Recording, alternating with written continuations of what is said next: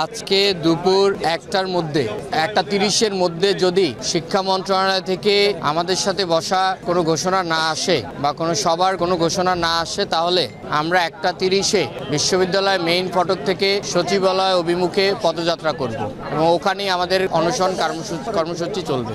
আমাদের প্রথম দাবি হলো দ্বিতীয় ক্যাম্পাসের কাজ সেনাবাহিনীকে হস্তান্তরের ক্ষেত্রে যে কর্তৃপক্ষ সংশ্লিষ্ট, এই কর্তৃপক্ষকে নিয়ে একসাথে বসে সুনির্দিষ্ট একটা রোডম্যাপ আমাদের দিতে হবে যে ঠিক কবে নাগাদ সেনাবাহিনী দ্বিতীয় ক্যাম্পাসের কাজটা শুরু করবেন। আমাদের দ্বিতীয় দাবি হলো আমাদের বিশ্ববিদ্যালয়ের পাশে 2টা হল আছে, বাণী ভবন এবং ডক্টর হাবিবুর রহমান, সেই 2টা হলে ভবন নির্মাণের অনুমতি প্রদান করতে হবে। আমাদের তৃতীয় দাবি হলো যতদিন আমাদের আবাসন ব্যবস্থা নিশ্চিত না হয় ততদিন বিশ্ববিদ্যালয়ের 70% শিক্ষার্থীদেরকে আবাসন ভাতা প্রদান করতে হবে।